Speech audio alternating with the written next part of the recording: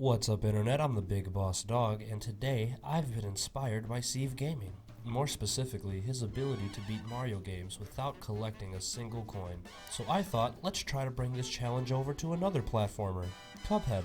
Where the challenge in Mario Coinless runs lies in the platforming, Cuphead really doesn't have that problem. Sure, there are 6 levels in the game where coins exist, but running under them or jumping over them shouldn't be an issue. Plus, most coins are out of the way in the first place. For this run, the main challenge is going to come from not being able to buy any upgrades or charms whatsoever, since we will only ever have 0 coins in our inventory. Meaning we have to beat every boss in the game, including Satan himself, with nothing but the pea shooter. That's like trying to win a game of Apex solo with just a suppressed Mozambique.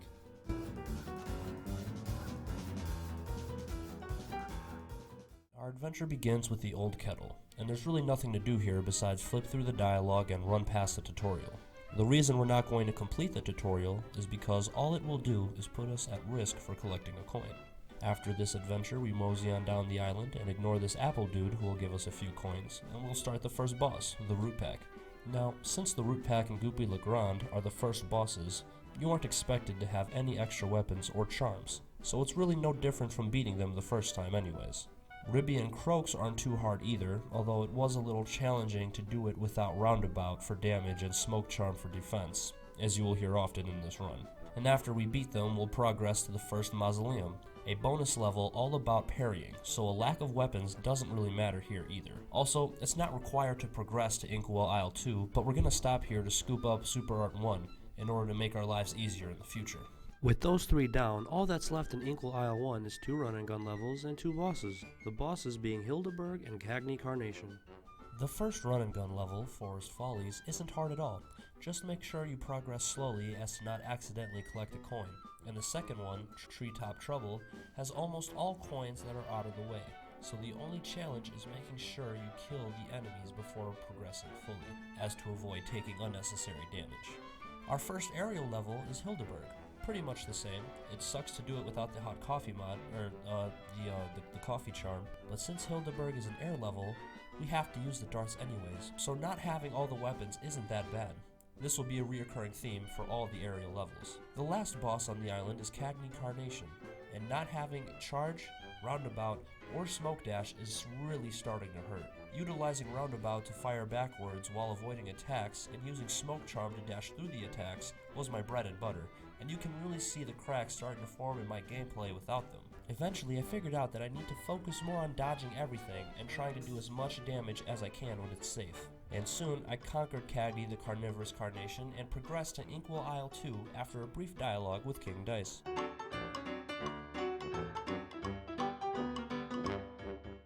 Remember in my top 5 easiest Cuphead videos when I listed this boss fight in Sugarland Shimmy? Well, it's a lot harder without Lobber and Roundabout. In fact, I died several times to the first 2 monsters she sent out, and then I found hitting her with the pea shooter in the last act of this fight takes forever. But as long as you have the patience, you'll get through it. Eventually. After Baroness von Bonbon, I moseyed on over to the great genie himself, the genie, and I didn't have too much trouble at all. Since this is a plain level, it's only as hard as a normal game is, minus the lack of charms of course. Ultimately, I beat him in 2 tries, and then took on Beppy the Clown. And I swear, this fight will test your patience. The first part is easy enough, and the second part is tough, but doable as long as you have the timing between the balloon dogs and the roller coaster. But the third part gave me a huge headache. If you get the green horse, it shoots 2 slow projectiles that go in an S pattern, easily dodgeable even with a rampaging roller coaster trying to ram you. But the yellow one shoots out several projectiles in a straight line. This, coupled with the aforementioned coaster, makes it impossible to jump without taking damage, and we can't dodge through it without Smoke Charm. Honestly, the best strategy here is to stay in the middle, and then move to the opposite side of the screen where Beppy is. But if you have to move to the right, make sure you pre-jump so you don't get hit, and you'll make it to the last part. The final steps of this stage aren't too bad, as long as you can platform well and have managed to save up one super move.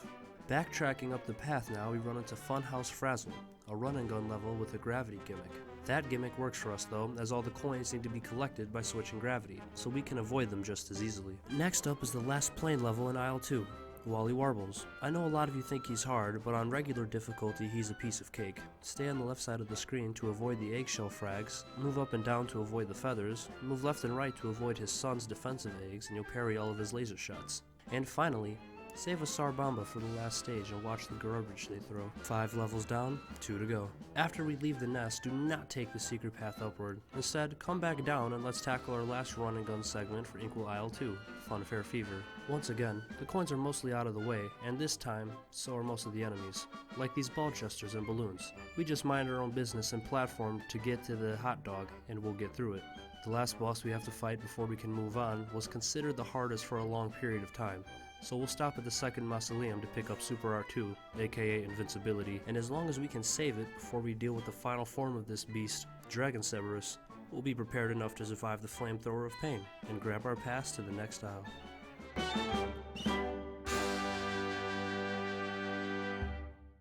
Inkwell Isle 3 is home to a lot of bosses, and I've realized that they aren't all that hard the first time you play them, so I'll run through the easy ones first.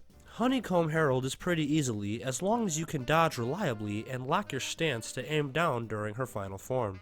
Captain Brinybeard is on my top 5 easiest bosses, and I blew through him on my first try with just the pea shooter, solidifying my opinion on the matter. Although, I would note it takes absolutely forever to take him down, especially his ship's uvula, making this fight more busy work than anything. Werner Werman is pretty simple up until his Tom form, but saving Super R2 isn't that hard and you can pretty much damage boost through it afterwards.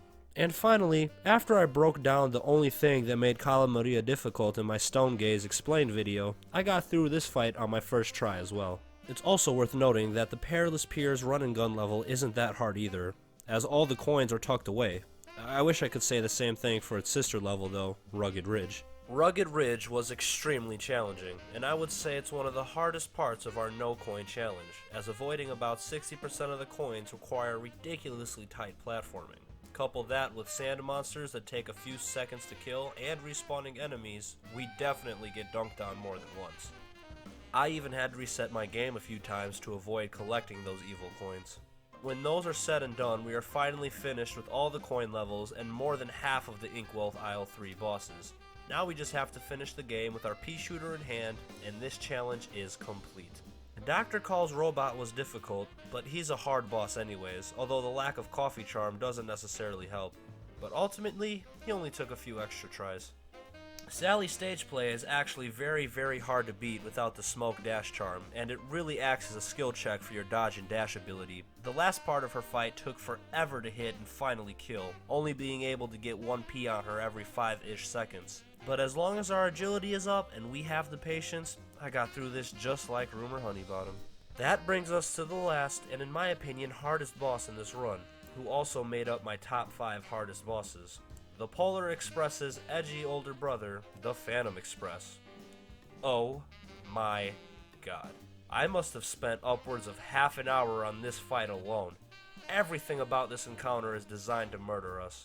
We can only stand on 1/3 of the floor, most projectiles take a few pea shots to actually stop, no charms, meaning we can't spam supers with coffee, nor dodge through attacks with smoke charm.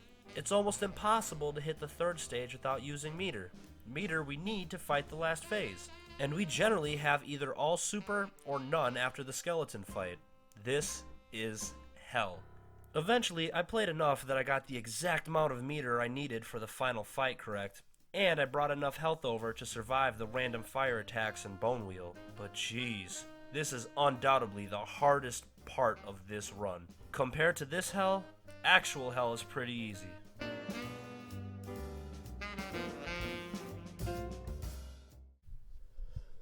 Well, here we are, the home stretch of our journey. And honestly, it's easy. I beat King Dice on my 2nd try, proving my thumbnail is not clickbait, and he really is just a group of easy bosses in a row, as long as you can time the parries. Even with our crippled moveset, I wasn't worried about this lackey for a second, so let's hop right into the Bowser of this game, the devil himself. And this is where it gets tough. Not Phantom tough, not even Rugged Ridge tough, but tough enough for a final boss. His first part will keep inexperienced players on their toes, but after several tries you won't even take damage. The second phase after our descent into hell isn't too bad either, only having 2 slow and predictable projectiles and feeding us pink bombs for our super meter. It's really the third part that hosts all the challenge. Here, our dodging prowess is put to the test, along with our ability to micromanage. I found our best strategy was to simply kill all the mini enemies he has on the screen and then maximize our damage on him when it's safe. Also, make sure you have full meter before you destroy this form, as the next one we will only have 1 platform to stand on, and Super R2 comes in a lot of handy before we get hit.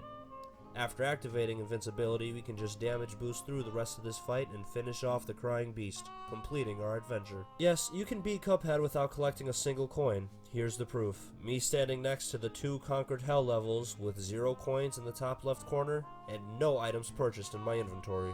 We did it.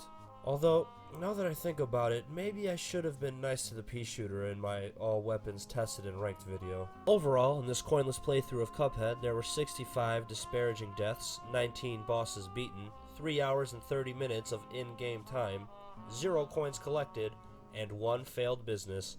Sorry, Pork Grinder. Better luck next time. Thank you so much for watching this video. Please drop a like and subscribe if you think I've earned it. It'll really help my channel grow. And have a great day.